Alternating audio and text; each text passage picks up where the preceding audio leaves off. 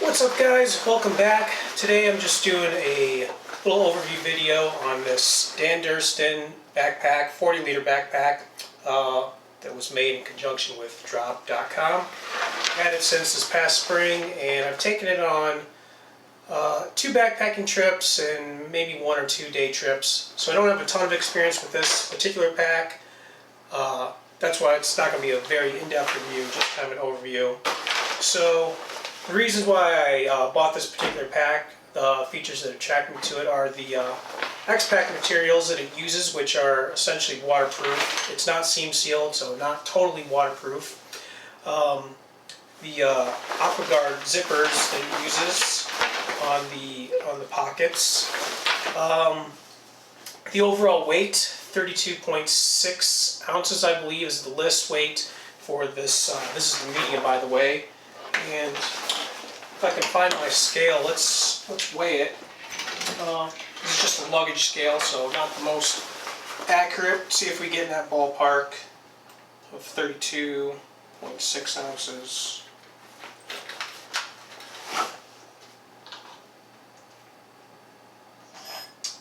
I'm showing 33.8. Let's try it one more time.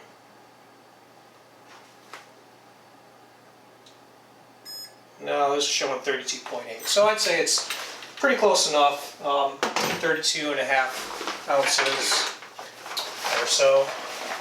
2 pounds. That's pretty light. There are lighter packs, but that's in the ballpark of some of the lightest. Capacity on this medium, I believe the main compartment is 43 liters. It is size-wise or capacity-wise a little on the tight side for me. I think it's probably the smallest pack that I've owned. So just kind of going over the overall design of the pack. The Zpacks material that it uses kind of a cross sweep pattern, which I think gives it a cool look. I like the colors. This back pocket right here is a little bit unique. Usually packs that I'm used to have just the one big mesh pocket here. This has the shock cord attached to it through this daisy chain, which you can attach, a carabiner to. Then you're left with this pocket on the back, which isn't very big. It's about the size of, one of those Nat Geo maps, and it's a good place to put one of those. I think I may have put my Sawyer Squeeze filter in there, flashlights, stuff like that, but it's not very big. Some people have complained about the use of the shock cord to hold this in. There is, space to put stuff behind there, behind this pocket, but people were concerned about, small things falling through the shock cord, so you couldn't use it for, maybe a flashlight or batteries or whatever, stuff like that. On the sides, I don't believe this is a shock cord. It's a different type of cord. It's not stretchy, but this is on both sides and just kind of weaves back and forth. Not a big fan of that. I usually, on my ULA packs, I would put my tripod in this side pocket and strap it in with the webbing, but can't really do that with this backpack. So I'll show you what I did later to attach my tripod, and it was using this back kind of compartment. The shoulder strap pockets were also kind of an area that a lot of people didn't really like. They're on the small side, they're stretchy, but not really big enough. Well, if you have an old school phone, or I used to have an iPhone SE, which would have been perfect probably to throw in one of these shoulder strap pockets, but now with a Galaxy S10, which is a little bit on the bigger side, you can fit it in there because the pockets are stretchy, but that's where we're at. It'd be really, see, it's kind of bursting at the seams there, so not really an ideal place to put today's modern larger cell phones. Side pockets, That's another area I wasn't a huge fan of. I usually use one Nalgene, a 48-ounce one. I know this is just the regular Nalgene size, but it has, I guess, elastic or shock cord, you know, at the opening that you can't really adjust. So, like I said, on other backpacks, I would attach my tripod to the side so I could have my Nalgene in there and like 2 legs of the tripod strapped in, and it would be a great fit. But that wasn't really an option with this backpack. I think one of these side pockets is actually bigger or shaped differently, because one of the unique features of this backpack is this kind of a little pocket here built into this pocket. So it's got a zipper here, AquaGuard zipper, which is nice. And it's a pretty good sized pocket. I mean, you could definitely fit a cell phone in there, or like a solar charger, flashlight, headlamp, batteries, whatever, water filter. But having that pocket on there, that space, you know, if you got that filled up with junk, then that's going to definitely cut down on whatever space you have left in this entire compartment right here. So it's a trade-off. The inside does have a frame, aluminum frame. I think it's 3 ounces.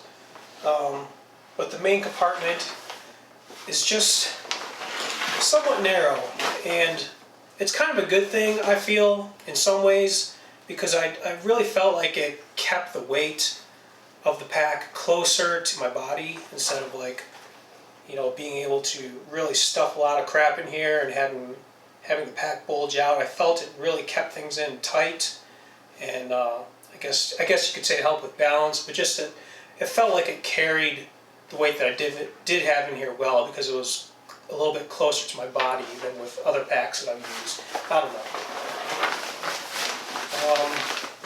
And then you got your typical strap that goes over. So I was, I think, strapping half of my tent to the top here. Okay, so this won't be an exact duplication of what I was able to fit in here on my trips, because I don't have a bag with clothes packed or a food or anything like that. So we'll start with my Zpacks 30-degree bag.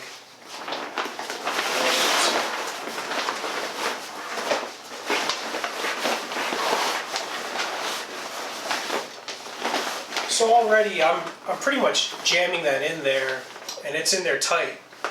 Other packs, you know, I can just toss that in there and not have to worry, but that one I actually have to maneuver in there to get it to fit.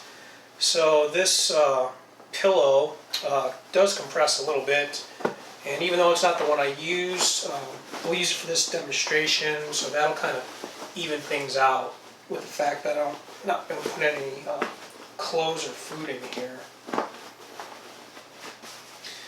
So we got that compressed a little bit, and we'll throw it in our Ursa bag. This is the Nemo Tensor insulated, so I'll throw that in there.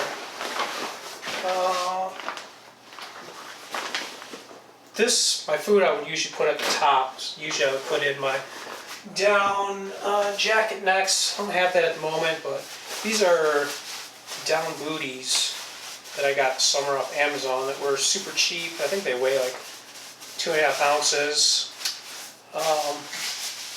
Because I was camping I was over 12,000 feet, so I was worried about the 30-degree bag not being warm enough. So I did bring these, probably a little overkill, but we'll jam those in there. And this is the Dan Durston X-Mid 2P tent. I just want to say I'm not sponsored by Dan Durston or Drops products at all. I'm not a spokesperson. or anything like that, but I think they're really cool products. This tent and this backpack, and they're on the affordable side, which is surprising for ultralight equipment these days. So this is the inner, and let's throw that in here. Let's throw the stakes. I probably would have put in that central compartment with a map. Let's put a Nalgene in here. I think, like I said before, I would have used a 48-ounce Nalgene, and then I would have used a 32-ounce Smart water bottle on this other side, the smaller side. Using this CNOC, C-N-O-C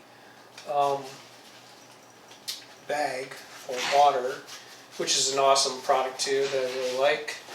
And this I would have just put in here in the shock cord compartment. I'm not worried about losing that or falling out. And probably the same with the sort of squeeze, I would have just put that in there too. This is the down jacket that I use. It's a Uniqlo, it's made in China, it's a cheap jacket. I think you get these for like 60 bucks online. And it's probably not the greatest down jacket. It's probably like a 600 or 650 down, but it's cheap, and it's warm enough for around freezing or a little bit below freezing. But it's got a hood, which is what I wanted, because my sleeping bag doesn't have a hood. So if I had a better fill weight down, it would compress better than this. But that's what I got. I don't want to spend 300 bucks, 250 bucks on a backpacking jacket. So we got that in there. Don't have my rain coat with me. I think it's out in my truck. So let's throw this inflatable pillow in there. What brand is this? This is a Trekology inflatable pillow from Amazon. I think it's about 15 bucks. I haven't had a chance to use it yet, but I liked it because it had the strap on there to keep it attached to your sleeping pad, which is kind of annoying when your pillow is, moving all over the place. I don't really like inflatable pillows compared to that foam one, but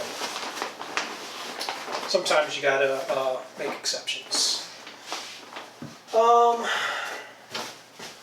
This is a Tokes, I think it's a 600 milliliter pot, and got fuel in there.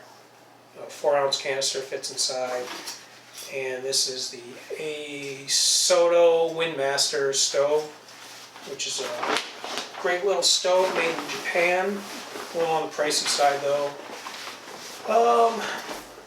The other stuff is that I have here is kind of stuff that would be in hip belt pockets, which I'm not really trying to illustrate right now, but this is our food bag, bear bag. This is where we're at right now.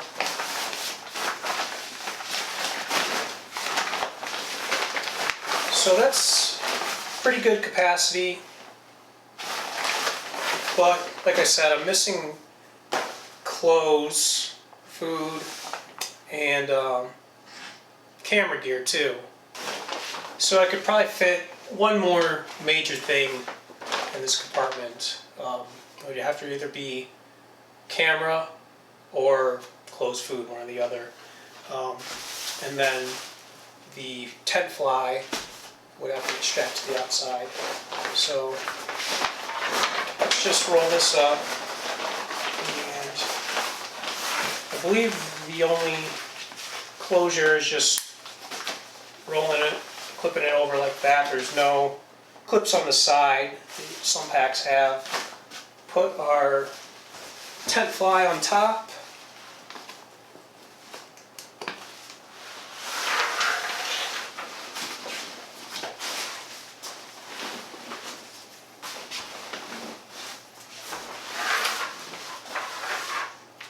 And this is a trekking pole tent, so usually I only hike with one pole. So my other pole would be probably jammed in to one of these side pockets and kind of secured with the cord here.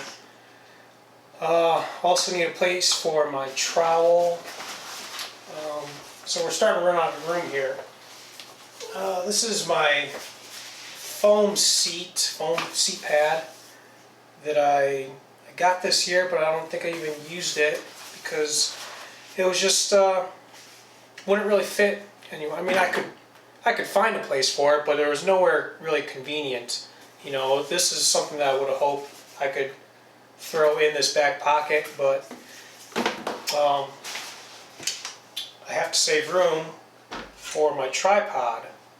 So this is what I did. This is it's not a huge tripod, but it's a fairly good size one. It's bigger than, like, you know, those really cheap Amazon tripods. I think it weighs, with the ball head, probably 3.5 pounds or so, carbon fiber. So I would stick 2 legs of the tripod in this back shock cord compartment, and that's the other thing with the shock cord. It's not, you can't just put the tripod in there. You have to work it in. You have to work the legs in there because of the shock cord. It's pretty tight, which is a good thing. It means your tripod's not going to fall out, but it's a pain in the butt to get it in and take it out. And then there is some room there that I could throw this in, but like I said, it's not really ideal. I mean, there we go. I guess that works. Well, the cool thing about putting the tripod in this back compartment like this is now I had kind of like a kickstand on the back, and I could put out this back leg when I was, you know, stopping somewhere, take a rest, take my pack off, and instead of having it just laying on the ground in the dirt, put out this kickstand right here, and it just stays up perfectly, and it's really actually stable. So that is one thing that I really liked about this backpack. That just kind of worked out that way.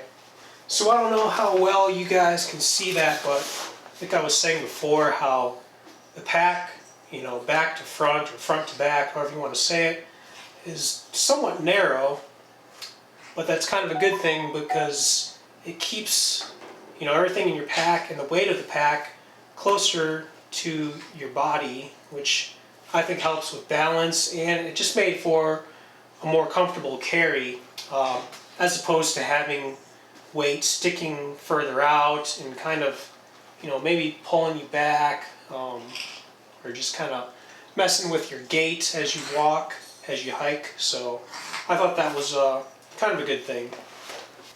So is it a perfect backpack? No, there's definitely things that could be improved upon. I think first and foremost, the shoulder strap pockets, the material used for it, the stretching material and design could be changed so they're a little bit more useful, so you can kind of fit something like a normal size cell phone or today's modern cell phones that are so huge. The back pocket with the shock cord, like, it works well for my tripod in there now, but I think if that was a little bit bigger, or maybe just the back pocket, the mat pocket, if that was a little bit bigger, that would be nice. The water bottle pockets with the kind of elastic at the top, I think if those were made a little bit bigger, or if the elastic was switched with something that was adjustable, that would be an improvement. And the cord on the side, if that was swapped out with, you know, maybe your typical, I guess it was this nylon webbing that was adjustable, I think that would be an improvement. But I realize all those changes could increase cost and weight, and you know, they're just suggestions. I think Durston and Drop did a great job with the design of this pack, especially keeping it at the price point. Like I said, I paid $125 when it was the pre-order, and I think it's now $150, probably plus shipping. I still think that's a great price for this backpack, especially But the main draw for me, the Zpacks materials that are waterproof, and then that negates the need to have a separate pack cover, and also the inconvenience of having to throw that pack cover on when it's raining. Like I said, the seams aren't sealed, so it's not completely waterproof. You're not going to submerge this pack, and you don't want to be fording rivers up to your tits. But I definitely wouldn't have any problem throwing my $3,000 DSLR with a $1,000 lens and maybe another $500 lens also in the backpack with batteries and whatnot, and bringing that out into a typical mountain summer environment with daily thunderstorms and rain and whatnot. I think this pack would provide plenty of water protection for that type of scenario. So all in all, I'd probably give this pack, as it is, 8-ish, 8.5 maybe even, especially considering the price. I hope this helped anyone interested in this pack, because I know there's not a lot of information out there that I've seen at least. And I do appreciate you guys for watching my videos. I know they're pretty basic, they're not the flashiest, but I really do appreciate it. And please like or subscribe if you can, and I will see you in the next one.